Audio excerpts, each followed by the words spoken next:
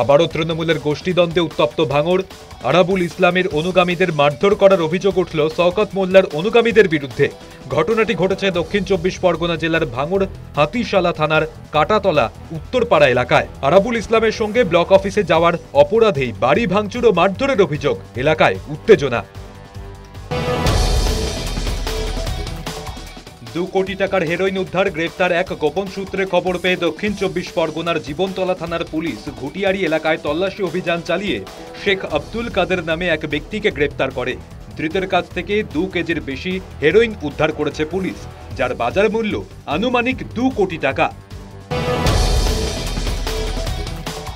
প্রাথমিক নিয়োগ দুর্নীতি মামলায় ইডির তরফে 5ম সাপ্লিমেন্টারি চার্জশিট পেশ। ব্যাংশাল কোর্টে ইডির বিশেষ আদালতে চার্জশিট পেশ। সূত্রের খবর, এই চার্জশিটে 10,000 পাতার নথি রয়েছে, যেখানে 29 জনের নাম এবং একাধিক সংস্থার নাম রয়েছে। উল্লেখযোগ্যভাবে লিপস অ্যান্ড বাউন্ডস সংস্থার বিরুদ্ধেও চার্জশিট জমা। এছাড়াও প্রাক্তন শিক্ষামন্ত্রী পার্থ চট্টোপাধ্যায় এবং কালীঘাটের কাকু সুজয় কৃষ্ণ ভদ্রের পরিচালিত একাধিক ভুয়ো কোম্পানিরও উল্লেখ রয়েছে এই সাপ্লিমেন্টারি চার্জশিটে। দীর্ঘ ঘেরাওয়ের কারণে অসুস্থ হয়ে পড়লেন রায়গঞ্জ বিশ্ববিদ্যালয়ের উপাচার্য। রায়গঞ্জ মেডিকেলে চিকিৎসাধীন তিনি।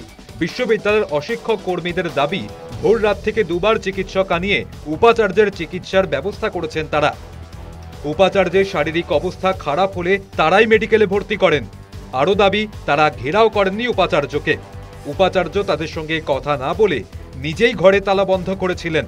তবে বিশ্ববিদ্যালয়ের অচলাবস্থা কবে কাটবে সে প্রশ্নের উত্তর দেননি উপাচার্য দীপক কুমার রায়। এনআরআই কোটায় মেডিকেলে ভর্তি, আর্থিক দুর্নীতি ও ভুয়ো নথি জমা দিয়ে ভর্তির অভিযোগ। এই অভিযোগে মঙ্গলবার রাজ্য জুড়ে ইডির তল্লাশি চলে। এখনও বেশ কিছু জেলায় তল্লাশি জারি। সূত্রের খবর, প্রচুর নথি বাজেয়াপ্ত হয়েছে। 5 বছরে প্রায় 450 থেকে 500 অ্যাডমিশন এনআরআই কোটায় হয়েছে। আরও খবর, এই অ্যাডমিশনে মানা হয়নি কোনো নিয়ম। সেক্ষেত্রে কাদের মাধ্যমে কত টাকা দিয়ে অ্যাডমিশন? এই 450 থেকে 500 জনের মধ্যে কতজন ঘুষ দিয়ে ভর্তি হয়েছিল তার তদন্ত চালাচ্ছে ইডি। ফের নামলো রাতের পারদ, তবে এখনো স্বাভাবিকের ওপরে তাপমাত্রা। শনিবারের পর থেকে আরও কিছুটা পারদ পতনের সম্ভাবনা। আবহাওয়া দপ্তর সূত্রে খবর, 15 ডিসেম্বর থেকে নতুন করে জাঁকিয়ে শীতের স্পেল। কুয়াশার সম্ভাবনা দার্জিলিং সহ রাজ্যের 6 জেলাতে। উপকূলের বেশ কিছু জেলায় আংশিক মেঘলা আকাশ। সপ্তাহের মাঝে দার্জিলিং কালিম্পংয়ের পার্বত্য এলাকায় হালকা বৃষ্টির সম্ভাবনার কথা জানিয়েছে হাওয়া অফিস।